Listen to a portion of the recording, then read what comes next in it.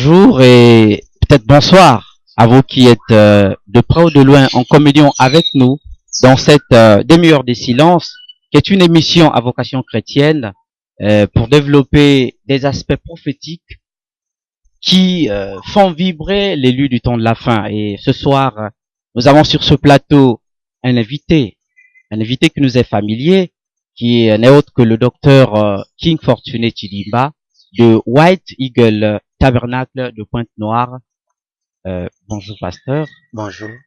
Alors, ce soir, c'est une sorte de continuité parce qu'au dernier numéro, toujours avec vous, nous avons développé certains aspects qui parlaient du Yobel, qui n'est autre que le grand jubilé de l'épouse en ce temps de la fin.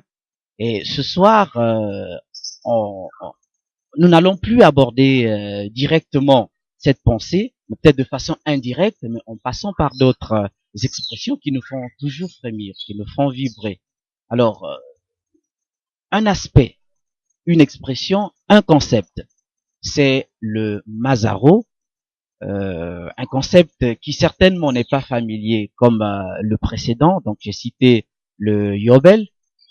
Ce concept, à notre avis, personnellement, j'allais dire, il est souvent réservé aux initiés, aux magiciens et aux hommes des sciences occultes. Mais vous, je me demande un peu comment vous abordez ce concept de Mazaro qui n'est autre que le zodiaque. Le Mazaro, c'est l'expression originelle qui parle du zodiaque ou de l'iconographie céleste, parce que pour Dieu, le message de la rédemption, il a inscrit premièrement dans le ciel. Donc ce n'est pas du tout de la magie, hein. Nous allons développer cela de long en large pour démontrer que le zodiaque est biblique. Donc en effet, le Mazaro, ce n'est autre que le zodiaque communément connu dans le langage actuel.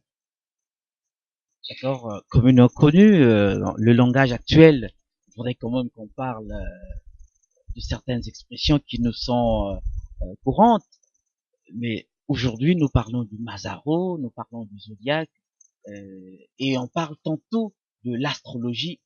Y a-t-il une différence entre cette dernière expression qui n'est autre que l'astrologie et le Mazaro? Oui, il y a une différence, il y a une grande différence entre l'astrologie et le Mazaro ou le zodiaque. Euh, L'astrologie est une perversion. Par contre, le zodiaque fait allusion à l'étude des mouvements des corps célestes. Et les mouvements des corps célestes décrivent le message, ou c'est même le véritable calendrier que Dieu a donné à Adam, et aussi à sa progéniture. Donc l'astrologie fait déjà référence à une science qui tire des pronostics sur les étoiles, et c'est ce que la Bible interdit. Par contre, dans le zodiaque, nous pouvons discerner ou avoir plus de précision sur le temps dans lequel nous vivons. Oui, le Mazaro et notre temps, c'est essayer de faire une liaison, c'est vrai, mais d'aucuns disent que c'est une doctrine qui est spécialement réservée à ceux qui sont ancrés dans les sciences occultes. Êtes-vous d'avis ou Je ne crois pas que le Mazaro sont les sciences occultes, parce que aujourd'hui, plus que les temps avancent, les connaissances s'amenuisent. d'accord? Voyez-vous que vous pouvez croiser des gens qui vous diront que la pyramide, c'est pour les francs-maçons. C'est une information que vous allez vérifier partout, que vous ne trouverez pas. Au contraire, c'est le diable qui emprunte ce que Dieu a établi, ou qui pervertit ce que Dieu a donné comme richesse à l'humanité. Et vous verrez que quand Dieu envoie Moïse en Égypte pour aller délivrer le peuple d'Israël, lui donne le signe du bâton qui se transformait en serpent, tout en sachant que les Égyptiens, le dieu principal qu'ils adoraient, c'était le serpent. Et plus tard dans le désert, il érige le Neushtan, ou le serpent de rein, qui procurait la vie. Raison pour laquelle Moïse venant avec le serpent des reins, le serpent ou le bâton qui est devenu le serpent, ce n'était pas quelque chose de nouveau pour Pharaon, parce que c'était connu de l'Égypte, puisque Moïse lui-même a été éduqué dans toute la sagesse de l'Égypte. D'où du coup, ça n'a pas effrayé Moïse, parce que ça n'a pas effrayé Pharaon, parce que il a la maîtrise de cette science-là. Mais ce que Pharaon a allusion, c'était une imitation de la vraie chose que Dieu avait donnée. Donc, c'est... Non, j'essaie un peu de montrer qu'il y a des choses que Dieu a données que le diable imite. Et les gens sont très sensibles à ce que le diable imite. Et puisque par manque de connaissances, ou par manque d'informations, ils s'agrippent. Et lorsque nous voulons essayer de montrer le bon côté ou la vraie signification des sciences de Dieu, et voilà, les gens se recroquevillent en disant que c'est certainement de la magie. Oui, c'est certainement de la magie, et j'aimerais quand même que vous, en tant que chercheur, docteur, vous répondiez quand même à ceux qui disent que ce domaine ne devait pas intéresser les élus ou les croyants aujourd'hui du message ou du temps de la fin, mais que ce patrimoine était le nôtre. Je prends un verset biblique dans Deutéronome 18, le verset 10. Énormément. Écoutez ce que la Bible dit.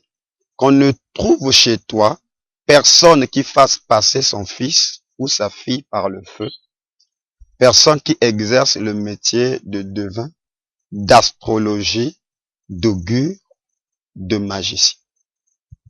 Donc, un devin, en effet, c'est un faux prophète.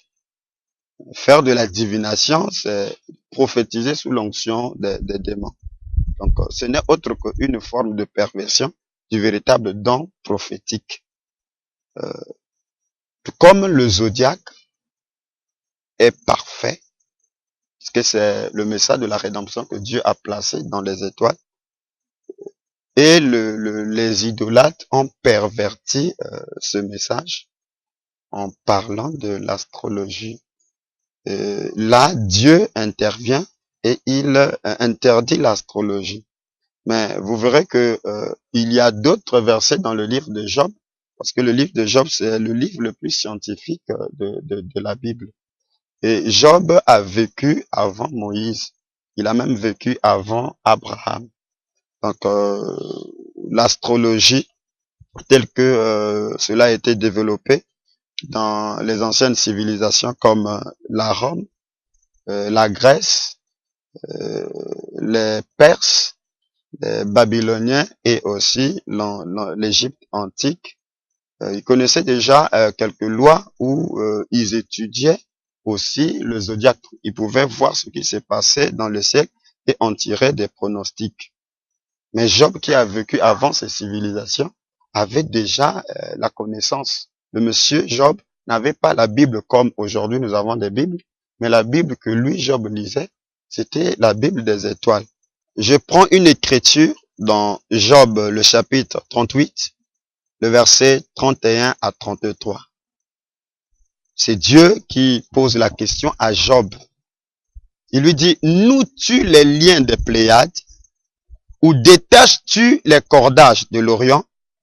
Fais-tu apparaître en leur temps les signes du zodiaque et conduis-tu la grande ourse avec ses petits?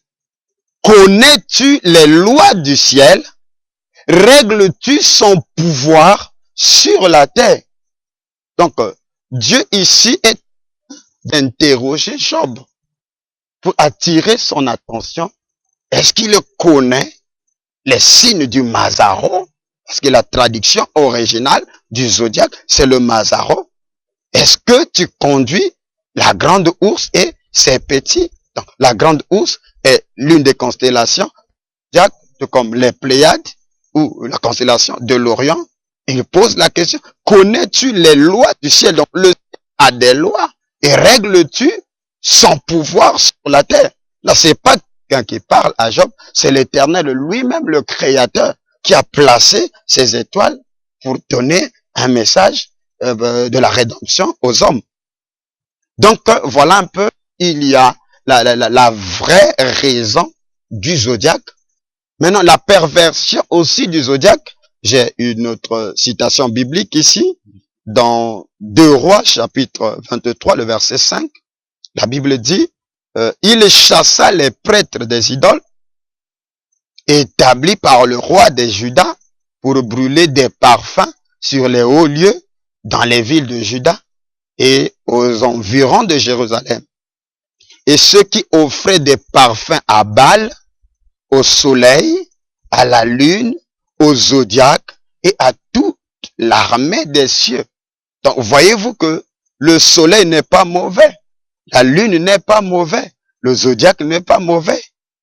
L'armée des cieux, qui sont les étoiles ou les fils de Dieu, ne sont pas mauvais.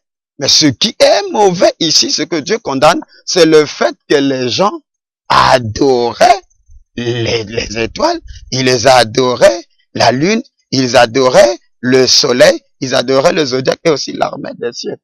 Donc, Dieu condamne l'idolâtrie ou la perversion que les gens ont fait du zodiaque en adorant les étoiles. Et je crois que de nos jours, cette doctrine est aussi en vogue parmi ceux-là qui croient. Ils semblent croire au message du temps de la fin, puisqu'ils sont aussi les adorateurs des étoiles. Donc, les messagers, et précisément Frère Branham, que les gens adorent, ce n'est qu'une étoile. Et si quelqu'un s'incline pour adorer les étoiles, ça veut dire qu'il est comparé à ces prêtres de Baal et à ceux-là de l'Ancien Testament. Ça, c'est la mauvaise compréhension du zodiaque. Effectivement, le zodiaque, nous comprenons que au temps de la fin, l'élu devrait s'atteler, s'appliquer ou se mettre à connaître ses lois, comme l'Éternel pose la question ici à Job, pour savoir, pour effectivement se rendre compte qu'il y avait des lois qui tournaient autour de Job, mais certainement qu'il ne connaissait pas. Et nous, en tant que croyants qui nous avons reçu le message du temps de la fin, nous devions certainement faire un lien entre le Mazaro dont nous parlons et le jubilé qui n'est autre que le Yovel que nous avons exposé tout dernièrement avec vous. Et ce lien entre ce réveil de l'épouse et le Mazaro, le zodiaque, est-ce qu'il est, on peut l'établir? Oui, effectivement, puisque j'ai parlé de l'iconographie céleste. Euh, J'ai lu 2 versets bibliques ici qui fait allusion du zodiaque. Le premier, c'est celui de Job, le second dans les rois. Donc d'une part, Dieu attire l'attention d'un prophète pour regarder le message de la rédemption dans le ciel. D'autre part, il condamne les adorateurs qui adorent les étoiles, voyez-vous. Et de nos jours, on a des lacunes lorsque nous essayons d'aborder le zodiaque, d'où ça crée déjà des tumultes.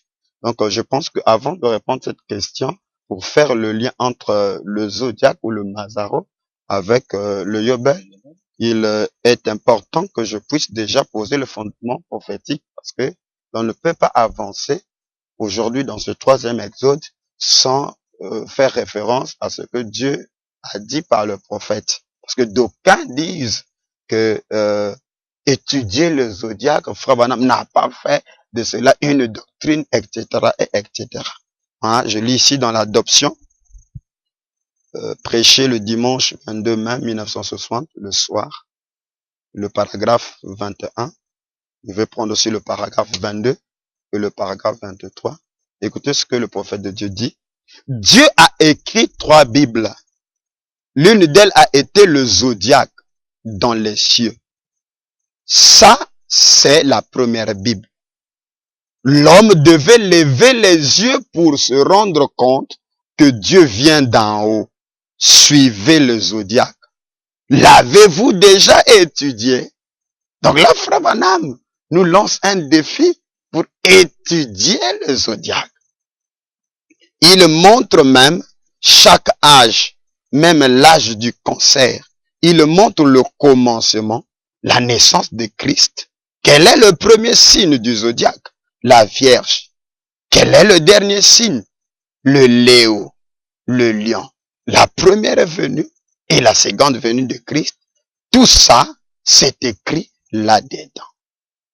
Paragraphe 22. Docteur, permettez, avant que vous n'avanciez, c'est une question que le prophète nous pose et nous, personnellement, je vais vous la retourner. Est-ce que nous pouvons savoir si vous l'avez déjà étudié? Et si oui, comment? Je suis un admirateur de Frère Branham. Je suis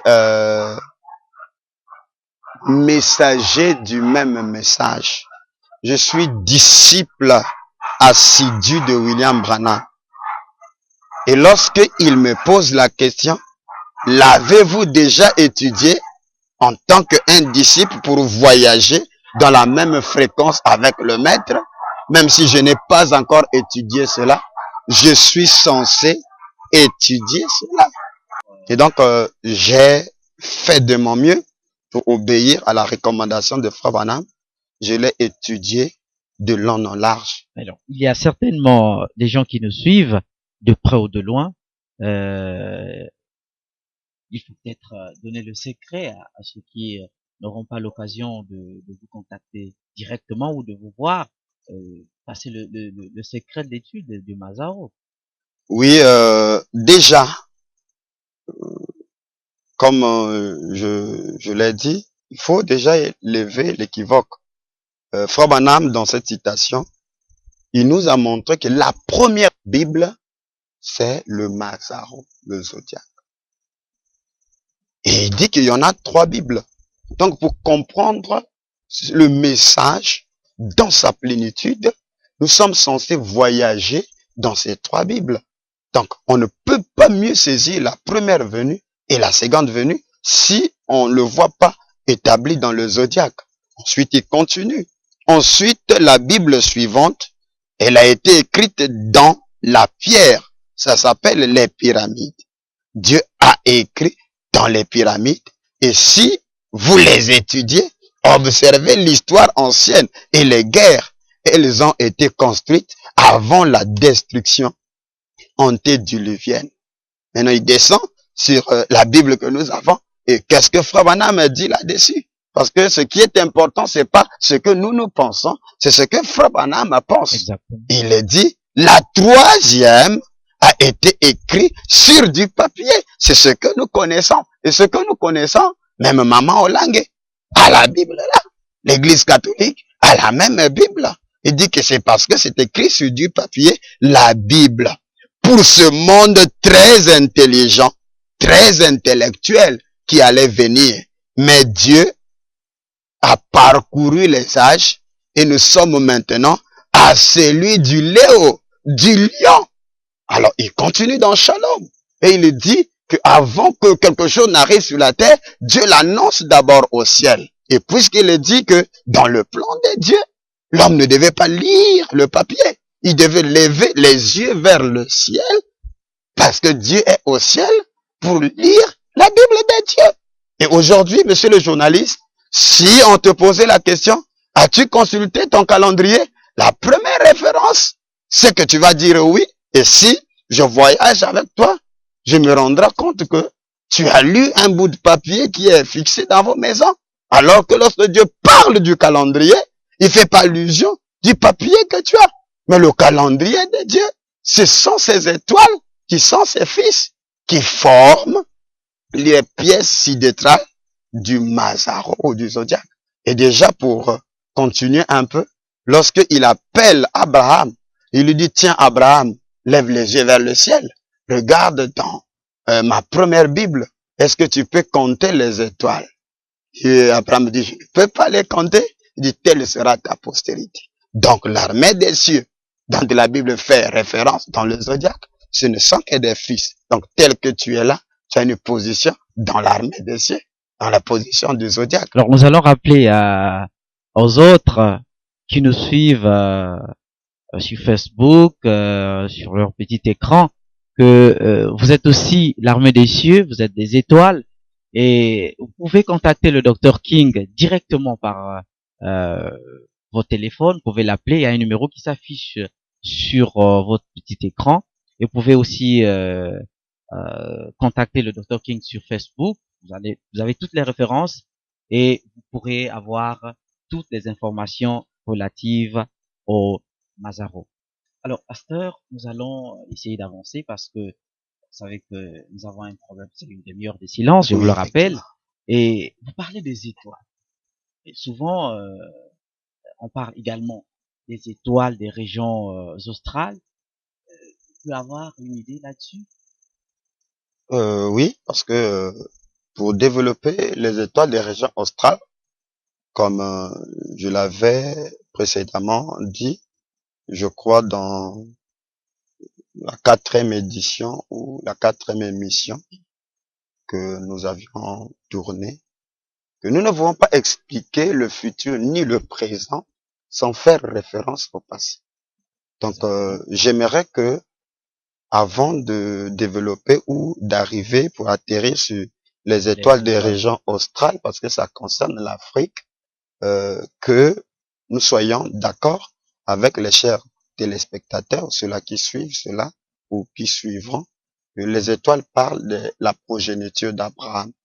Et d'ailleurs, Joseph Perfection a fait une vision que 11 étoiles, le soleil et la lune, se sont prosternés devant lui. Et son père, qui était prophète, qui connaissait les lois du Mazaro, a donné l'interprétation en disant, que veux-tu dire? Donc moi, ton père, qui est le soleil, ta mère, qui est la lune, et tes frères, qui sont les étoiles, vont s'incliner devant toi. Voyez-vous? Donc, les étoiles dans le zodiaque, ce sont les fils de Dieu. Le soleil parle du père, la lune parle de la maman. Donc, c'est un langage qui est un langage céleste. Et d'ailleurs, le dernier livre de la Bible l'appelle le livre de la révélation ou l'Apocalypse. Le langage apocalyptique n'est pas un langage littéral. C'est un langage zodiacal. Parce que là, tu verras que Christ tenait entre ses mains les 7 étoiles. Or, comment voulez-vous expliquer qu'un homme qui tient les 7 étoiles, il aura quelle taille? Voyez-vous, puisque plus tard, il va révéler le mystère. Ce n'était autre que les 7 messagers de cet âge de l'Église. Donc, tout au long de l'Apocalypse, vous trouverez que les étoiles font référence aux anges. Et ces anges-là, ce sont les fils de Dieu. Et Frère Branham a dit, lorsque le Saint-Esprit vient en nous, en association avec notre âme, nous devenons des anges ou des messagers. Et donc, dans la Bible et par la prophétique du prophète. Juste une précision, pasteur. Vous parlez des anges tantôt, vous parlez tantôt des fils de Dieu. On aimerait quand même avoir une idée nette. Est-ce que les étoiles, ce sont des fils de Dieu simplement en parlant, ou il s'agit des fils de Dieu, prophètes, messagers? Paul dit, je crois, dans 1 Corinthiens 15, une étoile diffère d'une autre. Donc, il y a des étoiles qui sont très éloignées du soleil. Il y a des étoiles qui sont plus éloignées, plus proches du soleil. Il y a des étoiles qui sont d'une taille très colossale. Et il y a aussi des petites étoiles. Et d'ailleurs, la Bible fait même allusion des étoiles filantes ou des astres errants. Donc, il y a des messagers dans le cadre de cette étoile. La Bible fait référence aux messagers de cet âge de l'Église. Et cela n'empêche pas que les fils de Dieu soient aussi des étoiles, parce que Paul explique que ces étoiles-là sont des corps célestes. Oui, pasteur, les étoiles, comme vous le dites, diffèrent. Une étoile diffère d'une autre, et nous comprenons que les fils de Dieu, de façon générale, ils sont des étoiles, mais les prophètes messagers sont aussi des étoiles, mais qui brillent à leur manière. Alors, nous avons un problème d'heure, 30 minutes. Vous savez que ça, en termes de mission, ça ne dure pas longtemps. Nous allons donc mettre fin à ce numéro, j'allais dire, pour revenir très prochainement et surtout là-dessus. Et nous aimerions commencer effectivement là-dessus. Merci. À une prochaine occasion, chers téléspectateurs, nous prenons rendez-vous très prochainement avec le même plaisir et à très bientôt.